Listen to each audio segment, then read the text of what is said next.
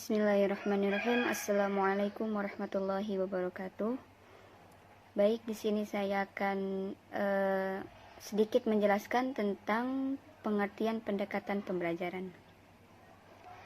Dalam proses pembelajaran, dikenal beberapa istilah yang memiliki kemiripan makna, sehingga banyak orang yang masih kebingungan dalam membedakan istilah-istilah tersebut. Istilah-istilah tersebut adalah yang pertama pendekatan pembelajaran, strategi pembelajaran, metode pembelajaran, teknik pembelajaran, taktik pembelajaran, dan model pembelajaran. Baik, di sini saya akan memaparkan istilah-istilah tersebut. Yang pertama, ada pendekatan pembelajaran. Secara bahasa, dalam Kamus Bahasa Indonesia, makna pendekatan adalah perihal mendekati atau cara pandang. Jadi pendekatan pembelajaran dapat diartikan sebagai titik tolak atau sudut pandang kita terhadap proses pembelajaran yang merujuk pada pandangan tentang terjadinya suatu proses yang sifatnya masih sangat umum. Di dalamnya mewadahi, menginspirasi, menguatkan, dan melatari metode pembelajaran dengan cakupan teoritis tertentu. Kemudian yang kedua ada strategi pembelajaran. Secara bahasa, dalam Kamus Bahasa Indonesia, makna strategi adalah yang pertama, ilmu dan seni menggunakan semua sumber daya bangsa-bangsa untuk melaksanakan kebijaksanaan tertentu dalam perang dan damai. Yang kedua, rencana yang cermat mengenai kegiatan untuk mencapai sasaran khusus. Kemudian, tempat yang baik menurut siasat perang. Jadi strategi dalam kegiatan pembelajaran dapat diartikan dalam pengertian secara sempit dan secara luas. Dalam pengertian sempit bahwa strategi itu sama dengan pengertian metode, yaitu sama-sama merupakan cara dalam rangka pencapaian tujuan. Sementara Wina Senjaya mengemukakan bahwa strategi pembelajaran adalah suatu kegiatan pembelajaran yang harus dikerjakan guru dan siswa agar tujuan pembelajaran dapat dicapai secara efisien dan efektif. Kemudian yang ketiga ada metode pembelajaran. Secara bahasa, dalam Kamus Bahasa Indonesia, makna metode adalah cara yang teratur berdasarkan pemikiran yang matang untuk mencapai maksud. Kemudian cara kerja yang teratur dan bersistem untuk melaksanakan suatu kegiatan dengan mudah guna mencapai maksud yang ditentukan. Jadi strategi pembelajaran sifatnya masih konseptual dan untuk mengimplementasikannya digunakan sebagai metode pembelajaran tertentu. Dengan kata lain, strategi merupakan a plan of operation achieving something, sedangkan metode a way in achieving something. Artinya, tatkala strategi merupakan perencanaan untuk mencapai sesuatu, maka metode merupakan cara untuk melaksanakan strategi tersebut. Jadi, metode pembelajaran dapat diartikan sebagai cara yang digunakan untuk mengimplementasikan rencana yang sudah disusun dalam bentuk kegiatan nyata dan praktis untuk mencapai tujuan pembelajaran. Bismillahirrahmanirrahim. Yang selanjutnya di sini ada teknik pembelajaran. Secara bahasa, dalam Kamus Bahasa Indonesia, teknik memiliki makna 1. Pengetahuan dan kepandaian membuat sesuatu yang berkenan dengan hasil industri. 2. Cara membuat atau melakukan sesuatu berhubungan dengan seni. 3. Metode atau sistem mengerjakan sesuatu. Jadi teknik adalah kegiatan spesifik yang diimplementasikan dalam kelas, selaras dengan metode dan pendekatan yang dipilih. Dengan demikian, teknik pembelajaran dapat diartikan sebagai cara yang dilakukan seseorang dalam mengimplementasikan suatu metode secara spesifik. Misalkan, penggunaan metode ceramah pada kelas yang siswanya relatif banyak, itu perlu membutuhkan teknik tersendiri. Dan secara teknis akan berbeda dengan penggunaan metode ceramah pada kelas yang jumlah siswanya terbatas. Seperti itu.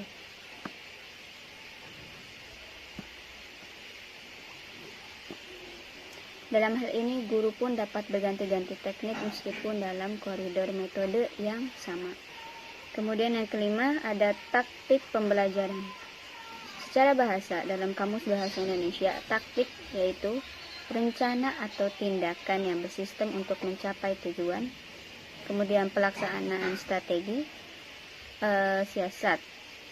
Jadi taktik pembelajaran merupakan gaya seseorang dalam melaksanakan metode atau teknik pembelajaran tertentu yang sifatnya individual. Misalkan, terdapat dua orang yang sama-sama menggunakan metode ceramah, tapi mungkin akan sangat berbeda dalam taktik yang digunakannya. Contohnya, dalam penyajiannya yang satu cenderung banyak diselingi dengan humor karena memang dia memiliki sense of humor yang tinggi. Tetapi yang satunya lagi kurang memiliki sense of humor, tetapi lebih banyak menggunakan alat bantu elektronik karena memang dia sangat menguasai bidang itu.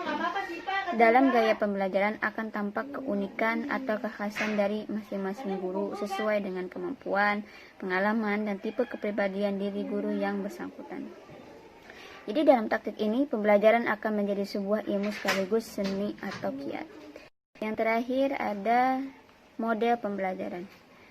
Secara bahasa, dalam Kamus Bahasa Indonesia, model pembelajaran adalah model memiliki makna, pola, atau contoh, atau acuan ragam, dan sebagainya daripada sesuatu yang akan dibuat atau dihasilkan.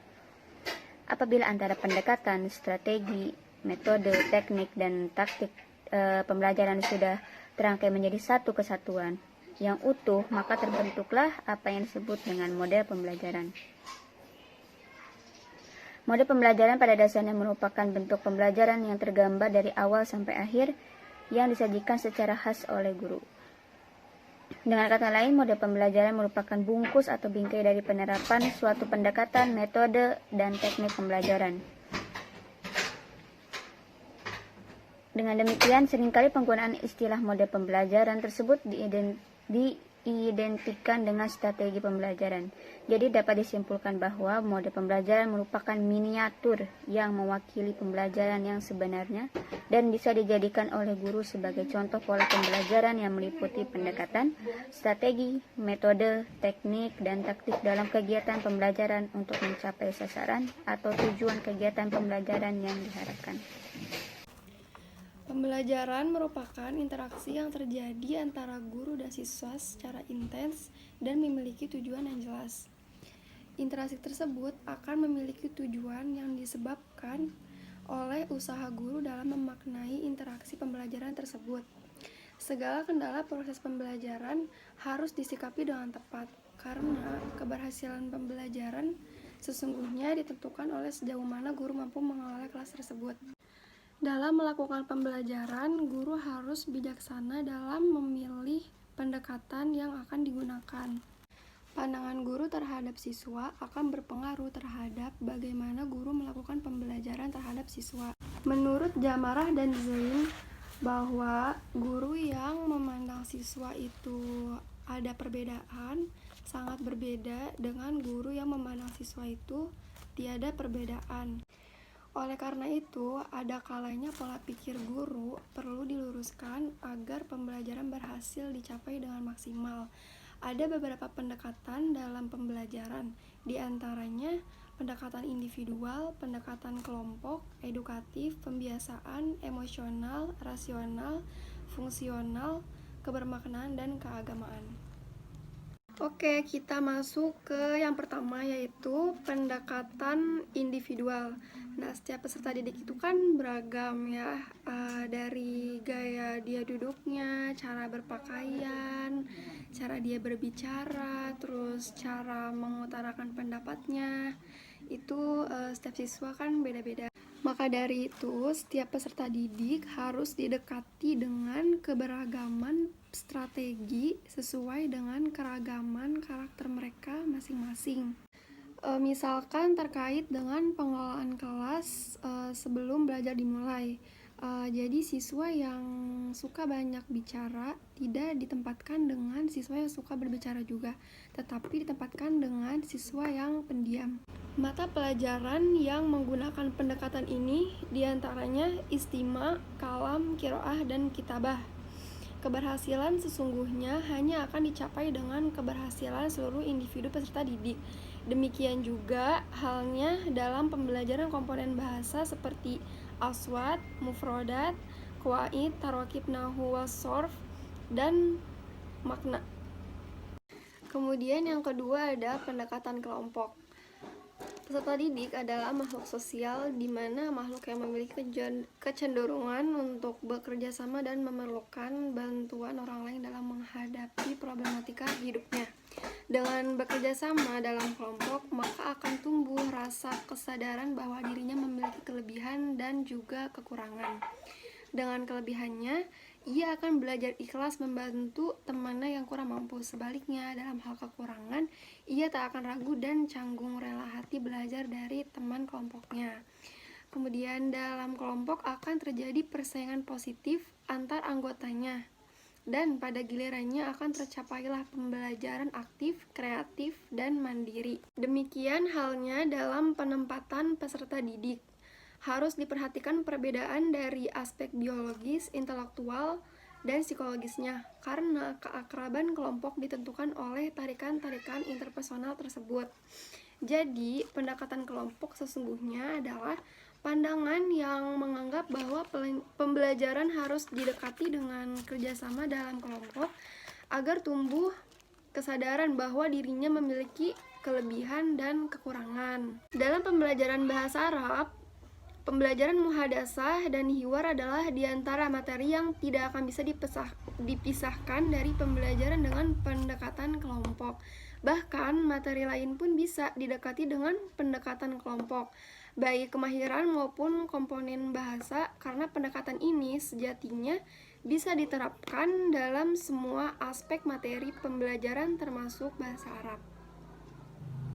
Kemudian yang ketiga ada pendekatan edukatif. Semua tindakan yang dilakukan dalam pendidikan dan pembelajaran tujuannya itu harus mendidik. Semua tindakan, sikap, dan perbuatan harus bernilai pendidikan agar peserta didik menghargai norma hukum, norma susila, norma moral, norma sosial, dan norma agama. Perbuatan guru yang menggunakan power dalam memberikan sanksi kepada peserta didik tidaklah baik, karena justru akan berdampak buruk bagi pertumbuhan dan perkembangan peserta didik. Contohnya itu seperti perilaku guru yang melarang peserta didik agar tidak gaduh di dalam kelas, kemudian guru tersebut memukul sampai cedera. Itu merupakan perbuatan yang sangat melanggar dan tidak mendidik. Lalu contoh yang bisa dilakukan oleh guru adalah ketika pagi hari akan dimulai pelajaran. Guru menyuruh siswa berbaris, kemudian senam pagi, lalu membaca doa bersama-sama sebelum memulai pelajaran dan memasuki kelas. Nah, yang seperti itulah yang dilakukan guru yang sangat bernilai pendidikan guna menumbuhkan akhlak dan kepribadian siswa, belajar memimpin, belajar taat aturan, menghormati guru, dan lain-lain.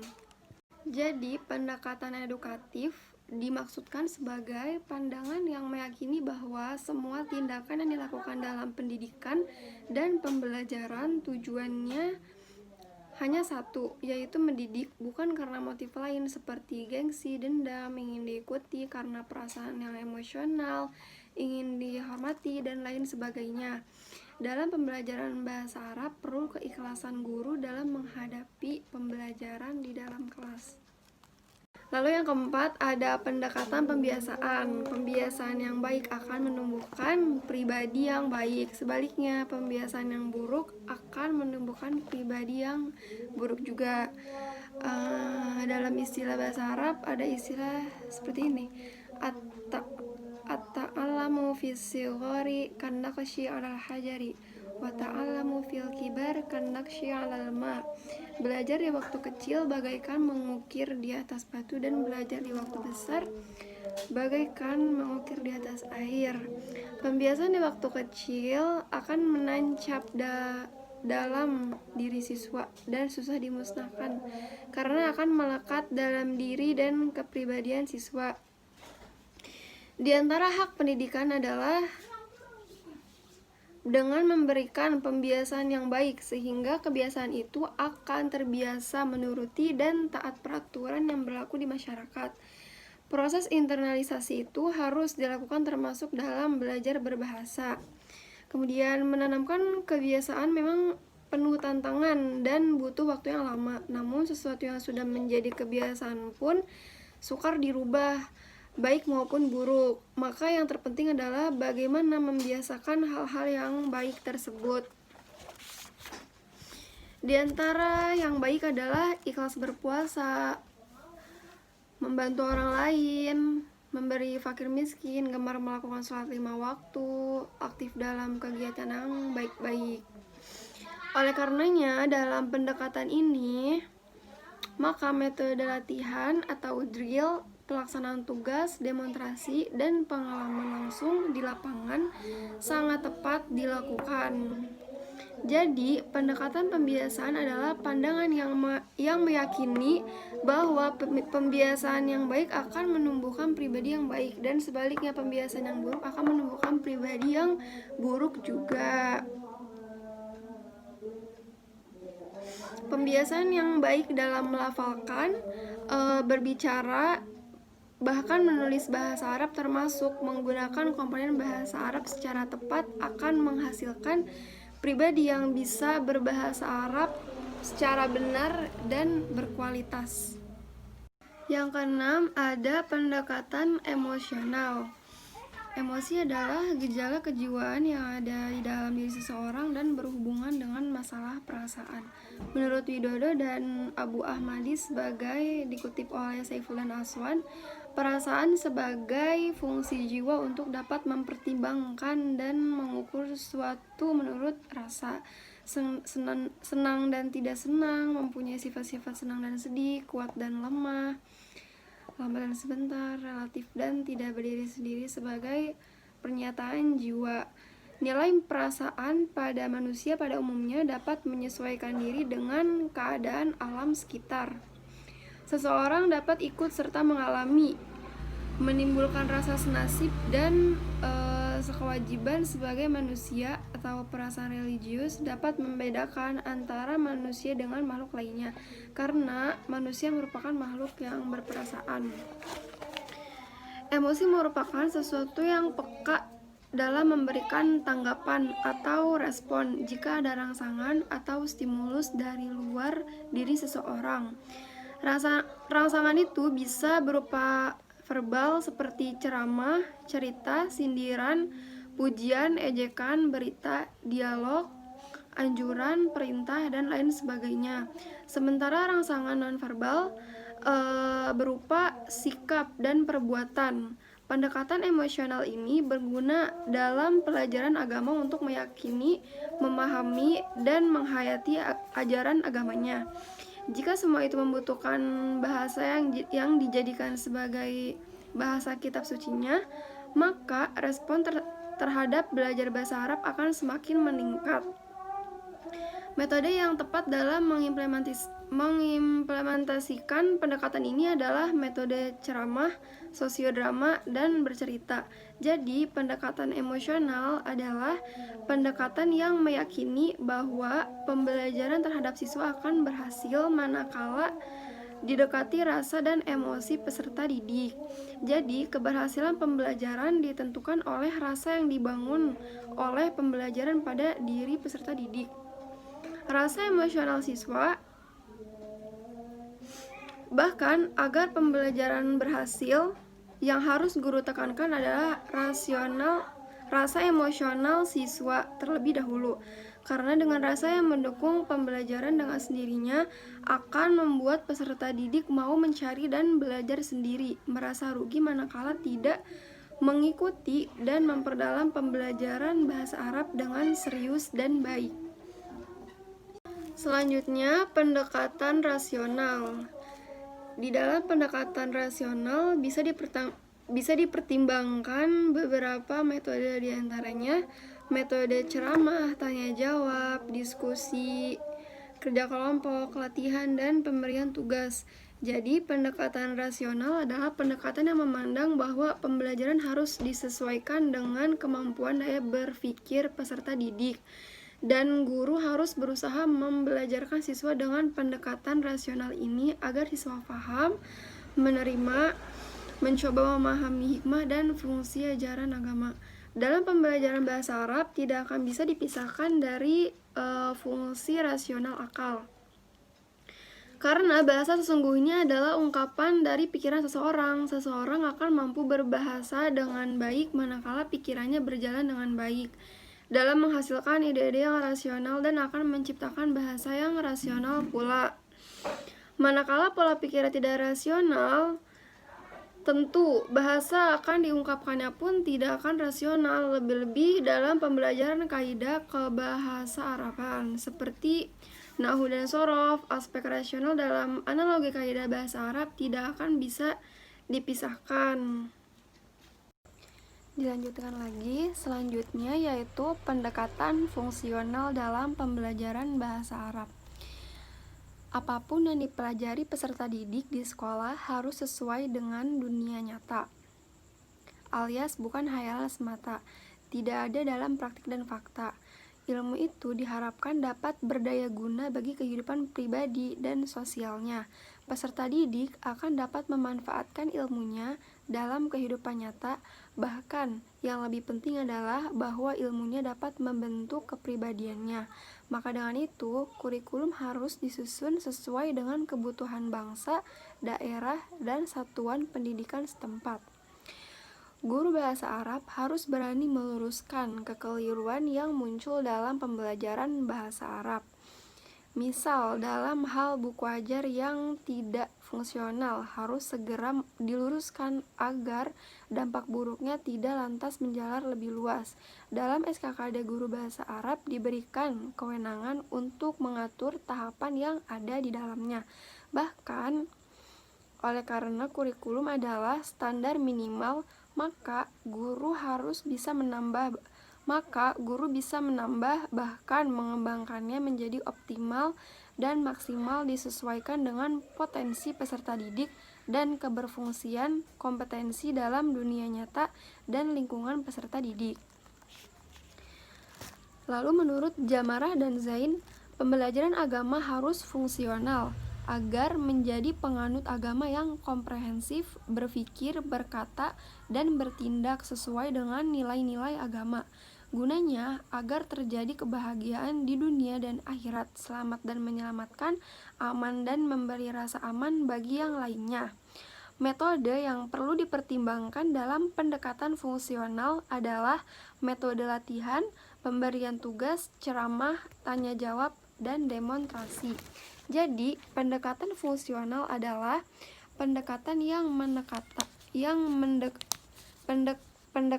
menekankan bahwa pembelajaran di sekolah harus sesuai dengan dunia nyata dan apa yang dipelajari dapat berdaya guna bagi kehidupan pribadi dan sosialnya, termasuk materi pembelajaran dalam bahasa Arab. Oke, next yang ketujuh ada pendekatan kebermaknaan. Dalam mengajarkan bahasa perlu dipertimbangkan pendekatan kebermaknaan, termasuk kebermaknaan bahasa Arab. Ada beberapa konsep penting dalam pendekatan kebermaknaan dalam pembelajaran bahasa Arab. Ada 8 di sini. Yang pertama, bahasa termasuk bahasa Arab sesungguhnya adalah alat mengungkapkan makna yang diwujudkan melalui struktur atau tata bahasa dan kosakata. Struktur merupakan alat pengungkap makna atau gagasan, pikiran, pendapat, dan perasaan. Jadi bahasa hanyalah alat, bukan tujuan itu sendiri. Jadi bahasa bukan tujuan, melainkan ia hanyalah alat mengungkapkan fakta dan menyampaikan informasi. Struktur dan tata bahasa adalah alat untuk agar bahasa bisa difahami. Belajar nahwu dan sorof bukan tujuan, melainkan alat agar mampu menggunakan bahasa. Belajar bahasa sendiri adalah alat untuk berkomunikasi dan menyampaikan ide dengan penutur bahasa itu sendiri.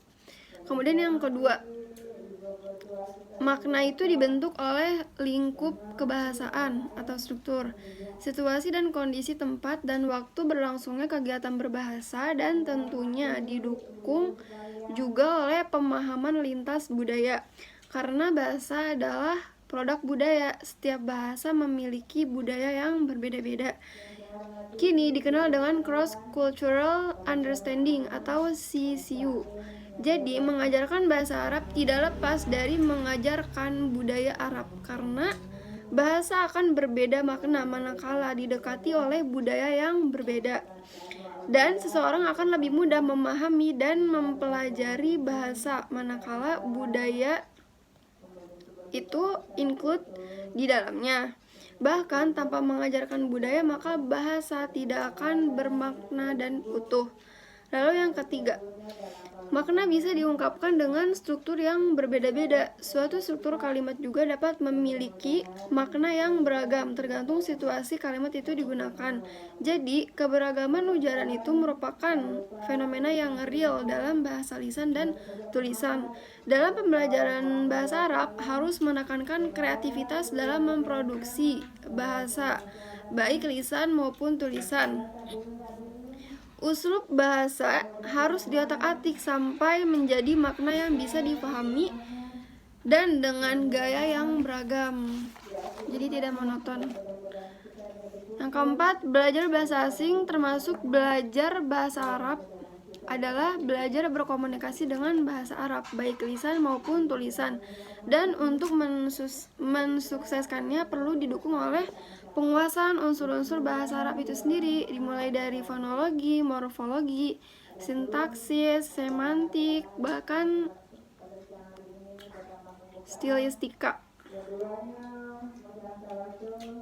Lalu yang kelima, keberhasilan pembelajaran bahasa Arab dititikberatkan oleh faktor motivasi belajar bahasa Arab itu sendiri. Sudah bisa dipastikan bahwa itu motivasi belajarnya tinggi, maka pembelajaran bahasa Arab akan berhasil. Untuk meningkatkan motivasi guru perlu memaknai pembelajaran bahasa Arab yang dilakukannya. Tema-tema berbahasa Arab yang diajarkan betul-betul memiliki makna dalam membisakan berkomunikasi dengan bahasa Arab, baik lisan maupun tulisan. Yang keenam, pembelajaran akan menjadi lebih bermakna jika bahasa Arab diajarkan dengan cara dihubungkan dengan pengalaman, minat, tata nilai, dan masa depannya.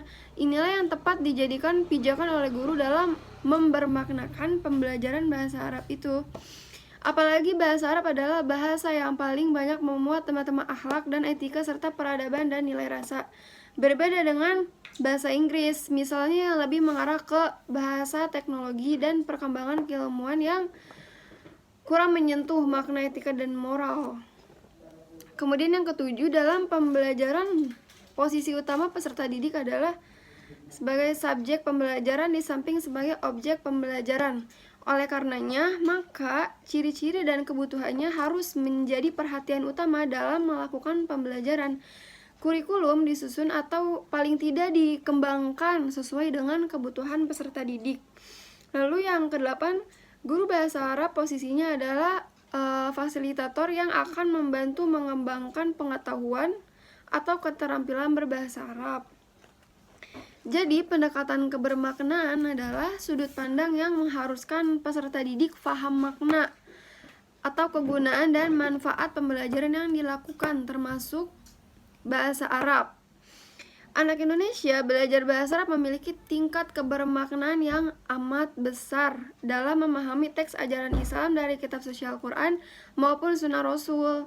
Banyak sekali penuturan Arab yang sudah menjadi bahasa Indonesia seperti kata sholat, zakat, saum, fitrah, khilafah, kursi, doa, sunnah, sohi, malaikat ruh, wafat, wakaf, hibah, wasiat waris, dan lain sebagainya.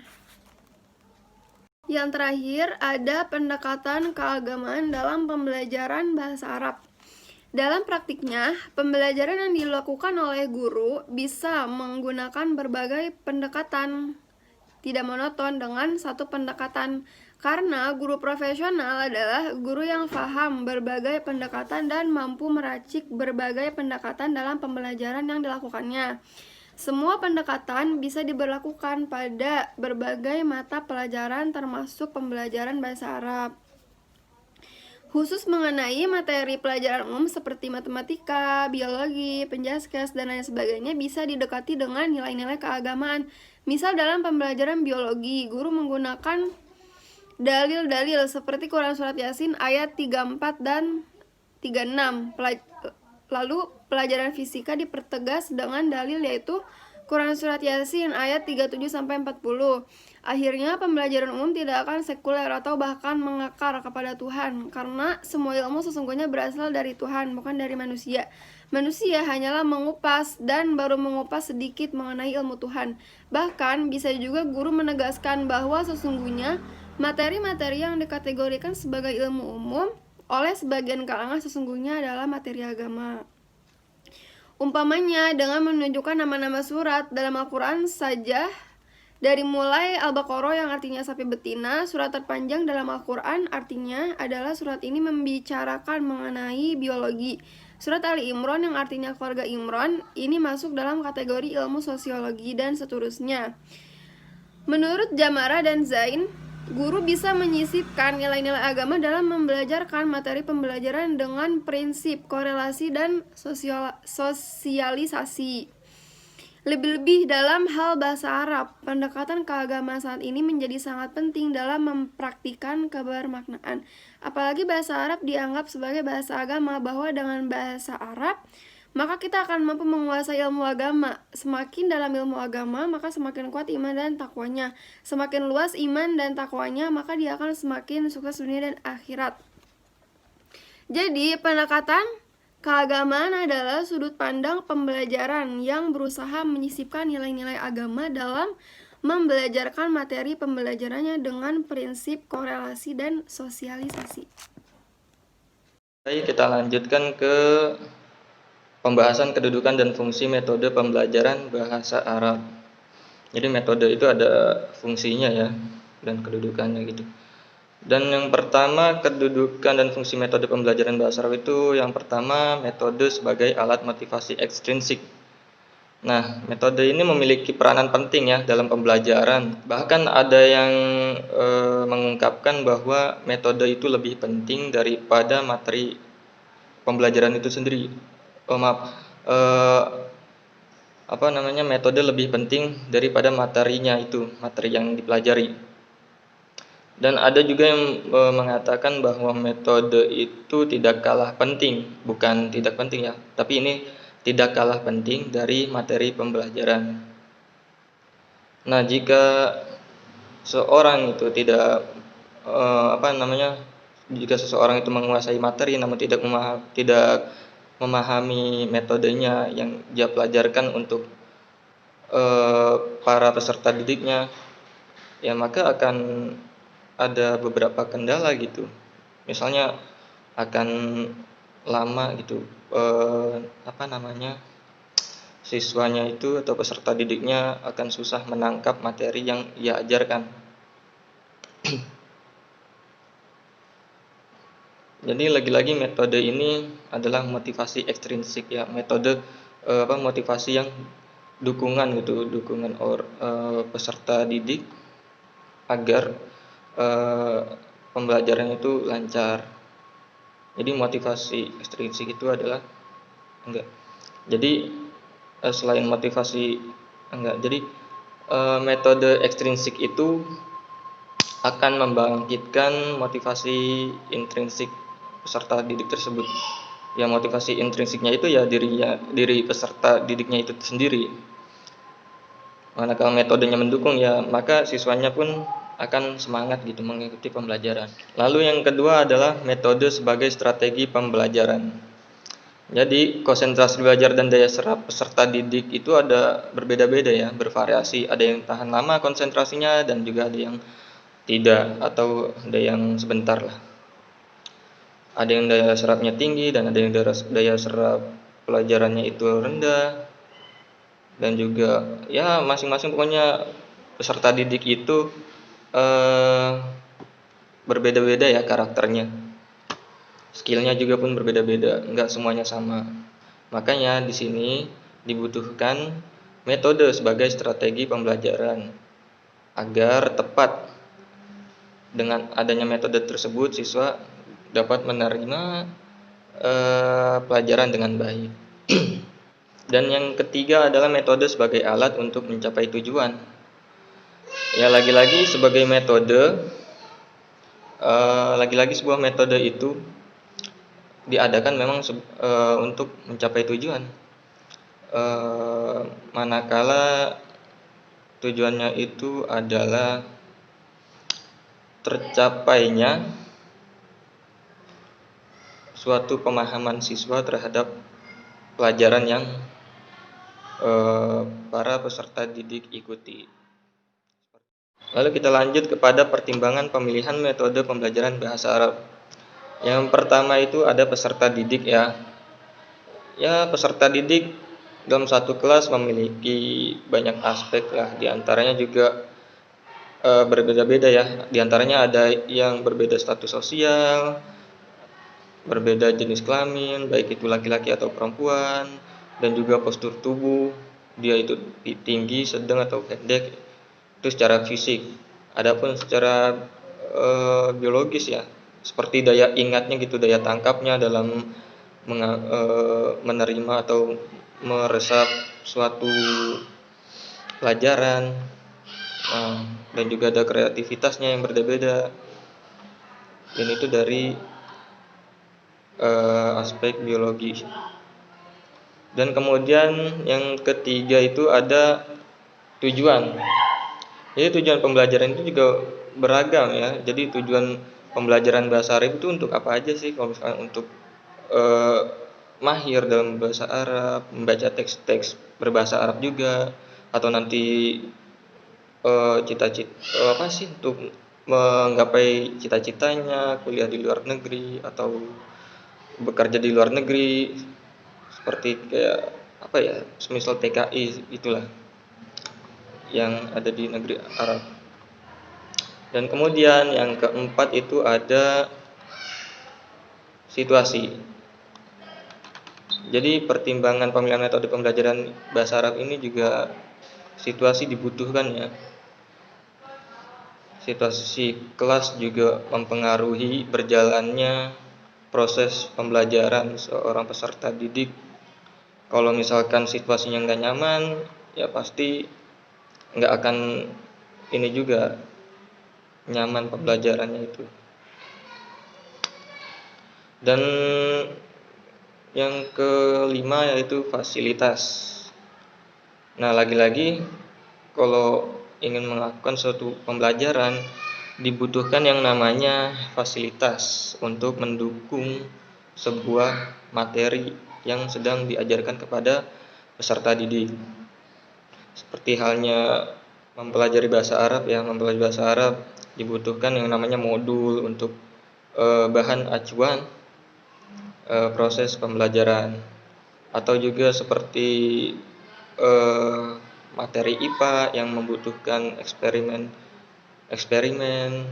seperti yang membutuhkan ya laboratorium yang isinya ada beberapa alat khusus pelajaran IPA. Ya intinya seperti itulah, fasilitas sangat dibutuhkan dalam proses pembelajaran para peserta didik. Nah, yang terakhir adalah guru. Nah, guru itu juga masing-masing memiliki karakteristik berbeda-beda, memiliki latar belakang berbeda, memiliki